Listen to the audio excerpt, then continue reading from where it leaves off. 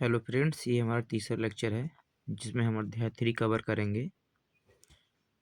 अध्याय 3 धातु एवं अधातु कक्षा 10 की है। इसके 10 के अकॉर्डिंग हम लोग पढ़ेंगे। पहला है धातु। धातु को बोलते हैं इंग्लिश में मेटल। धातु क्या चीज़ होती है दोस्तों? ये एक नंबर में ही आ सकता है, लॉन्ग में भी आ सकता है कि धातु वे होते हैं जो समानता इलेक्ट्रॉन त्यागते हैं, इनकी प्रॉपर्टी है, और धनायन बन जाते हैं जब कोई तत्व जैसे सोडियम हुआ, सोडियम होकर Na, इसकी परमाणु क्रमांक 11 है, और जब ये एक इलेक्ट्रॉन त्याग देता है, क्योंकि अपने पिछले वाले कक्षक में ये 8 इलेक्ट्रॉन बनाना चाहता है, तो 2, 8 और 1 हो गया, 2, 8, 1, ये टोटल 11 हो गया। क्योंकि इसका परमाणु क्रमांक 11 है, तो ये अपना एक इलेक्ट्रॉन त्याग देता है। त्यागने के बाद जितना इलेक्ट्रॉन त्यागेगा उतना इस पे धनायन आ जाएगा। तो यही है।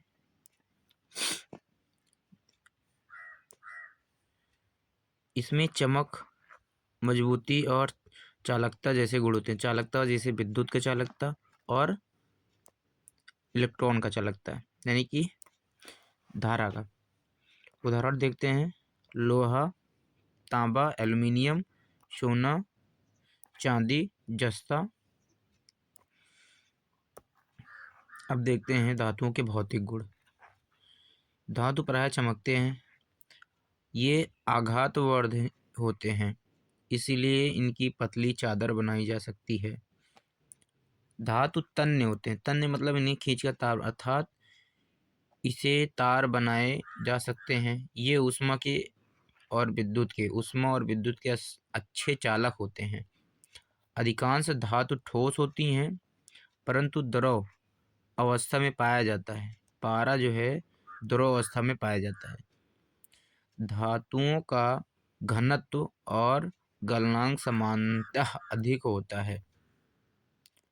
अब हम बात करते हैं धातुओं के रासायनिक गुण, केमिकल प्रॉपर्टी ऑफ मेटल। पहला नंबर है, धातु ऑक्सीजन से अवक्रिया करके धातु ऑक्साइड बनाते हैं जो क्षारीय प्रकृति के होते हैं। जैसे उदाहरण में Mg+O2 बराबर 2MgO, मैग्नीशियम ऑक्साइड।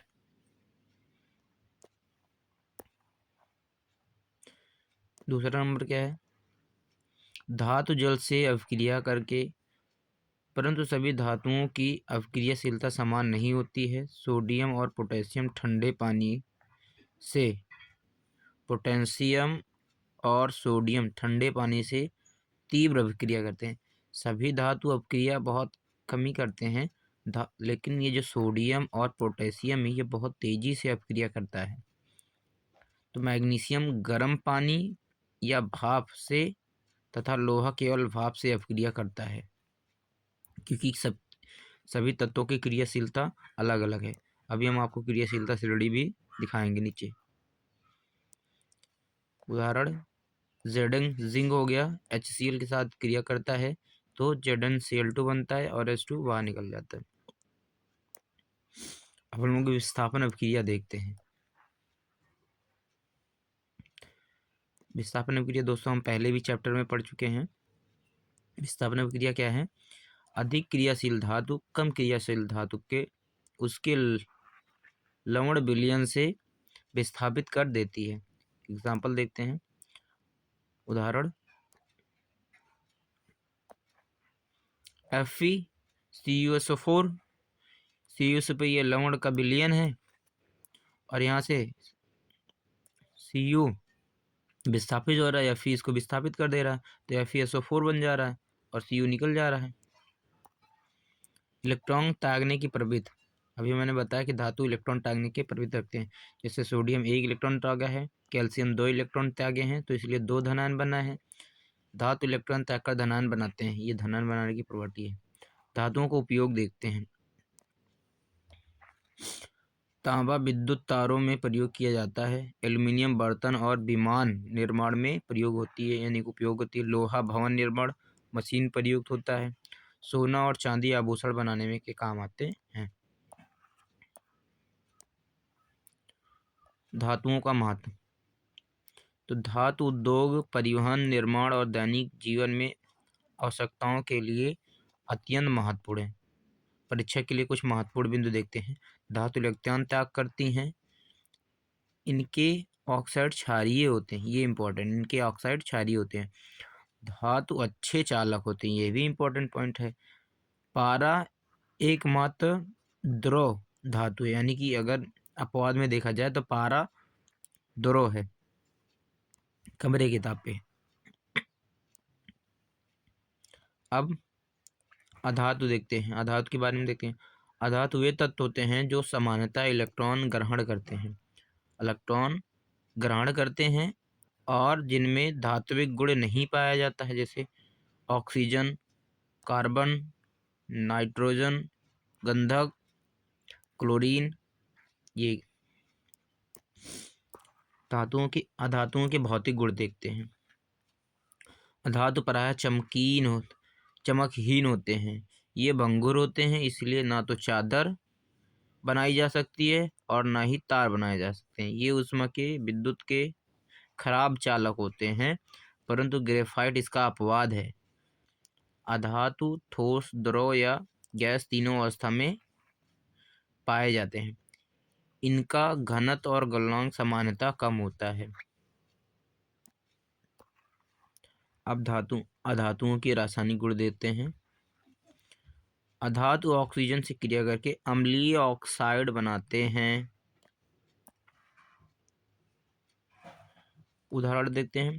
CuO2 जब क्रिया कर रहा है तो ये ऑक्साइड बना रहा है, यानी कि अम्लीय ऑक्साइड, यानी CO2 अम्लीय ऑक्साइड है।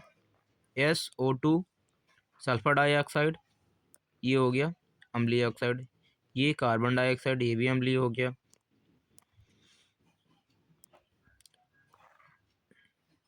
क्या कह रहा, अधिकांश अधातु जल से अपक्रिया नहीं करते हैं। अधातु अम्ल से अपक्रिया करके हाइड्रोजन गैस नहीं निकालते हैं। अधातु धातुओं से अपक्रिया करके आयनिक यौगिक बनाते हैं, जैसे Na और Cl आपस में क्रिया करेंगे तो ये आयनिक यौगिक बन रहा है, NaCl। इलेक्ट्रॉन ग्रहण करने की प्रवृत्ति। अधातुओं में इलेक्ट्रॉन ग्रहण करने की प्रवृत्ति होती है और धातुओं में इलेक्ट्रॉन त्यागने की प्रवृत्ति होती है। तो देखते हैं, अधातु इलेक्ट्रॉन ग्रहण करके ऋणायन बनाते हैं, जैसे Cl- O2-। अधातुओं के उपयोग देते हैं। ऑक्सीजन श्वसन और चिकित्सा में प्रयोग किया जाता है। नाइट्रोजन उर्वरक बनाने में, खाद्य संरक्षण में काम आती है। कार्बन ईंधन और पेंसिल उपयोग में होता है। क्लोरीन शुद्धिकरण, यानी कि जल का शुद्धिकरण में प्रयोग किया जाता है। और गंधक दवाइयाँ और रबड़ उद्योग में काम आती हैं। अधातुओं के महत्व देखते हैं। अधातु जीवन के लिए आवश्यक है। ये कृषि, उद्योग और पर्यावरण संतुलन में महत्वपूर्ण भूमिका निभाते हैं। परीक्षा के लिए इंपॉर्टेंट पॉइंट देखते हैं, महत्वपूर्ण बिंदु देखते हैं। अधातु इलेक्ट्रॉन ग्रहण करते हैं। इनके ऑक्साइड अम्लीय होते हैं। ग्रेफाइट विद्युत का चालक होने के कारण अपवाद है, क्योंकि जितने भी अधातुएं विद्युत के चालक नहीं कुचालक होते हैं, और ये ग्रेफाइट चालक है, इसलिए अपवाद बन गया। अधातु अम्लों से हाइड्रोजन गैस नहीं निकालते हैं।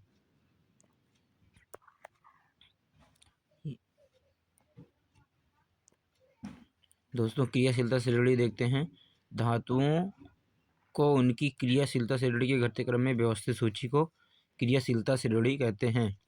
धातुओं को उनकी क्रियाशीलता श्रेणी से घटते क्रम में, यानी कि पोटेशियम ज़्यादा शक्तिशाली है।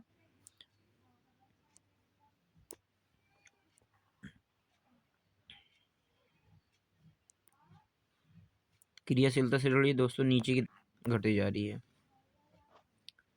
तो जैसे potassium, sodium, calcium, magnesium, aluminium, zinc, Fe यानी कि लोहा, Fb सीसा, तांबा, पारा, ये हमारी क्रियाशीलता से जुड़ी, और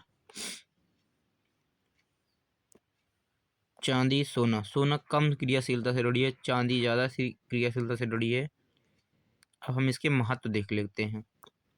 महत्व क्या है क्रियाशीलता से जुड़ी की?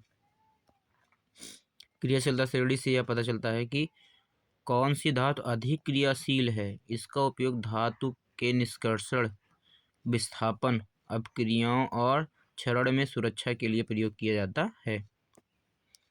महत्वपूर्ण प्रश्न देख लेते हैं जो परीक्षा के लिए बहुत ही उपयोगी है।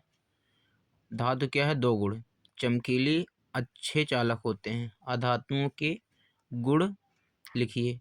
भंगुर, खराब चालक होते हैं। धातु ऑक्साइड का स्वभाव कैसा होता है? क्षारीय होता है। अधातु ऑक्साइड का स्वभाव कैसा होता है? अम्लीय होता है। ये दोस्तों वन ऑप्शनल क्वेश्चन है।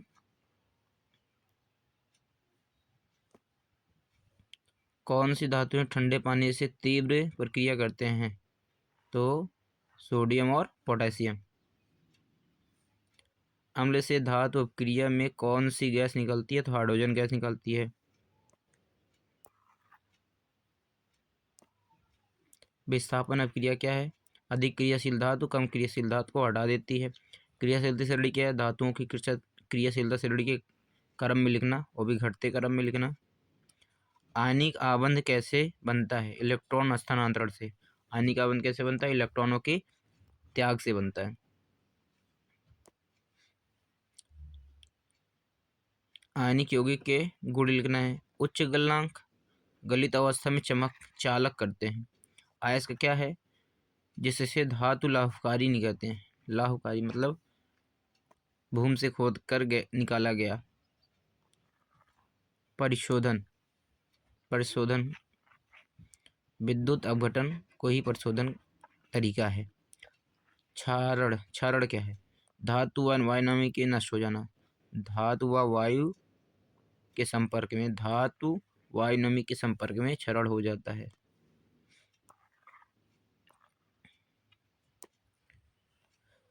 क्षरण रोकने की विधियां, गैल्वेनाइजेशन करके, पेंटिंग करके हम लोग क्षरण रोक सकते हैं। धातुओं के दो वास्तविक उपयोग लिखना है। तार बर्तन निर्माण में। अब महत्वपूर्ण प्रश्न देखते हैं जिनका हमें आंसर देना है रिटन फॉर्म में। धातुओं और अधातुओं के भौतिक गुण की तुलना कीजिए। धातु सामान्यतः चमकीले होते हैं जबकि अधातु प्रायः चमकीले नहीं होते हैं। धातु आघातवर्धी होते हैं और चादर बनाई जा सकती है, जबकि अधातु भंगुर होते हैं। धातु तन्य होते हैं और उनसे तार बनते हैं, पर अधातु तन्य नहीं होते हैं। धातु ऊष्मा और विद्युत के अच्छे चालक होते हैं, जबकि अधातु खराब चालक होते हैं। उदाहरण तांबा, गंधक अधातु हैं।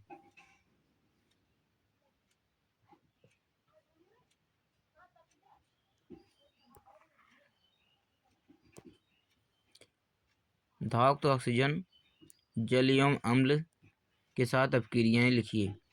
धातु ऑक्सीजन से अपक्रिया करके क्षारीय धातु ऑक्साइड बनाती हैं। इसे 2Mg+O2 बराबर MgO धातु से अपक्रिया करती हैं। Na ठंडे पानी से, Mg गर्म पानी से तथा Fe भाप से अपक्रिया करती है। Na+H2O क्या निकलेगा? 2NaOH+2 धातु अम्ल से अपक्रिया करके लवण हाइड्रोजन गैस बनाती है, जैसे Zn+2Cl हो जाएगा ZnCl2 और H2 गैस बाहर निकल जाएगी।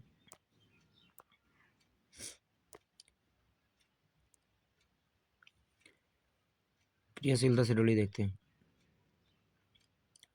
धातुओं को उनकी क्रियाशीलता से जुड़ी के घटते क्रम में रखने क्रियाशीलता से जुड़ी कहते हैं।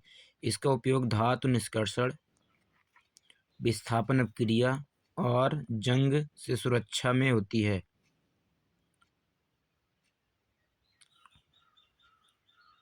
अधिक क्रियाशील धातु को विस्थापित कर देती है। FeCO4 FeSO4Cu विस्थापित हो जा रहा है। क्वेश्चन 4 देखते हैं। आयनिक यौगिक का निर्माण और गुण लिखना है।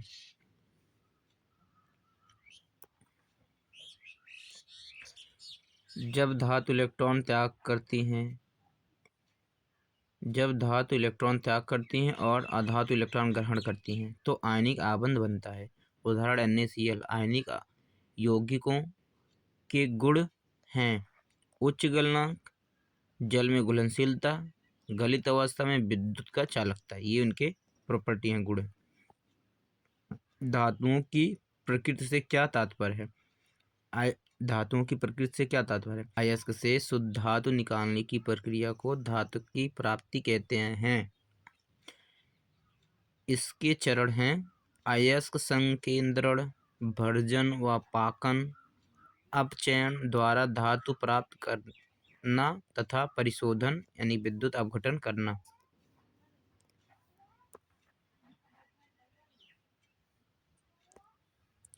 क्वेश्चन नंबर 6, क्षरण क्या है? कारण व रोकथाम लिखिए। तो आंसर देते हैं।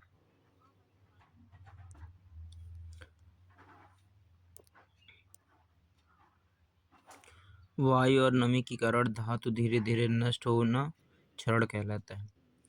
वायु और नमी के कारण धातु का धीरे धीरे नष्ट होना क्षरण कहलाता है।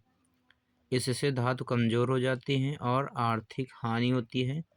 क्षरण की रोकथाम पेंटिंग, गैल्वेनाइजेशन, तेल ग्रीस लगाना और मिश्रण बनाने से की जाती है। क्वेश्चन नंबर 7 देखते हैं। धातुओं के गुण और उपयोग संबंध स्पष्ट करना है। धातुओं की चालकता के कारण तांबा विद्युत तारों में प्रयोग होता है। आघातवर्ध्यता के कारण एल्युमिनियम के फॉयल बनती हैं। मजबूती के कारण लोहा भवन और मशीनों में उपयोग किया जाता है। क्वेश्चन नंबर 8 देखते हैं। धातु और अधातु में अंतर।